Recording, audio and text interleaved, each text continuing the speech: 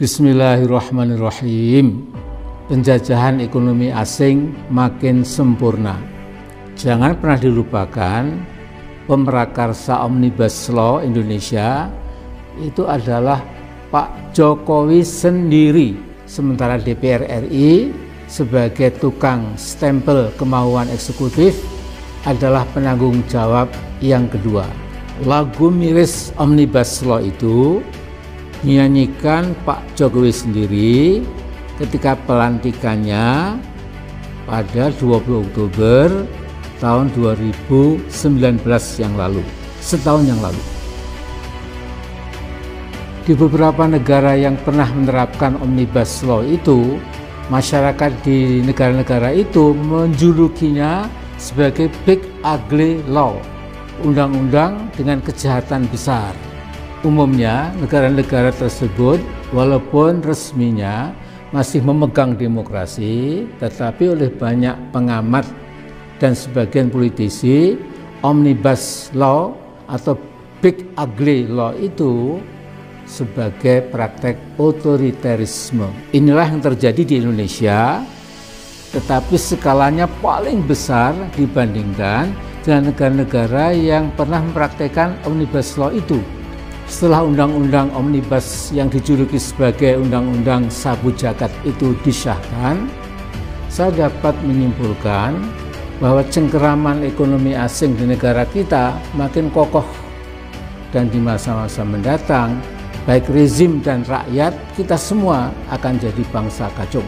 Saya tidak heran kalau para kacung asing itu akan berteriak kencang seolah-olah tidak ada yang salah dalam undang-undang itu. Para buzzers dengan bayaran uang haram akan memeras pikiran untuk mencari-cari pembenaran buat sesuatu yang jelas-jelas merugikan kepentingan bangsa sendiri. Omnibus Law adalah bukti paling akhir betapa negara dapat melakukan kezaliman multidimensional secara sekaligus. Saya tidak akan mengulangi betapa kaum buruh kita bakal lebih menderita karena outsourcing dapat menggusur kehidupan buruh sesungguhnya. Kemudian juga pesangonnya akan dikurangi, tidak ada lagi UMSK, penetapan UMK yang pasti dipersulit, tidak ada jaminan kesehatan, pemecatan buruh yang sepenuhnya menjadi hak pemodal, dan lain sebagainya. Saya akan mengangkat satu masalah yang tidak kalah penting, yaitu akan terjadi freeportisasi di semua bidang. Seluruh pemodal asing yang diharapkan berbondong-bondong datang ke Indonesia akhirnya pasti akan memeras Indonesia. Freeport-McMoRan sudah lama bercokol di Papua dan bisa berbuat apa saja seperti negara dalam negara. Dari rezim Soeharto sampai rezim Jokowi, penghancuran lingkungan, penipuan pajak, dan pelanggaran HAM tidak pernah disentuh oleh pemerintah Jakarta.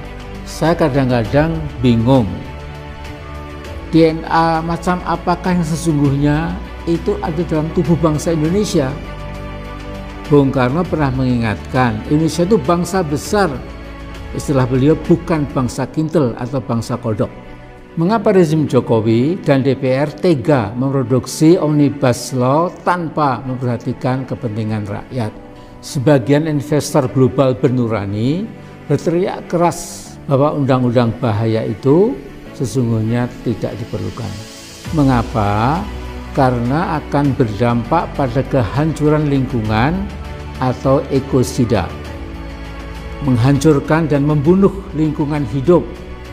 Reuters memberitakan ada 35 investor asing yang mengingatkan Indonesia jangan nekat mengesahkan undang-undang yang diprakarsai oleh Presiden Jokowi itu. Mereka saja, orang asing, mengingatkan jangan sampai biodiversitas hutan-hutan Indonesia lenyap gara-gara AMDAL akan diterapkan secara selektif.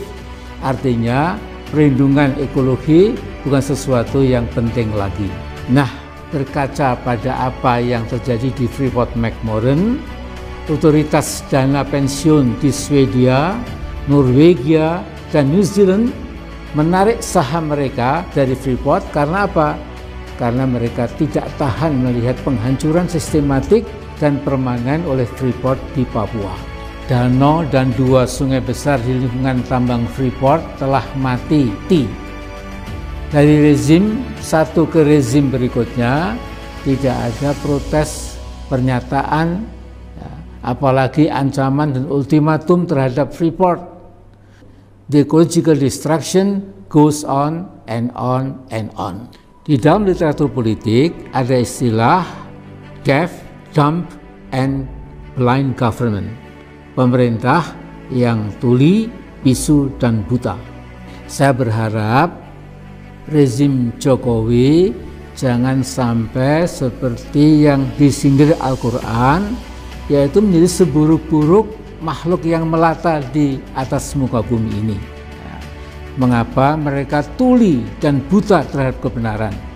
Bahkan mereka berani menantang dan melawan kebenaran. Ini ada di Al-Anfal ayat 22.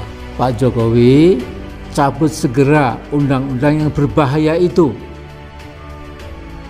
Karena Anda adalah pemrakarsa utama dan pertamanya.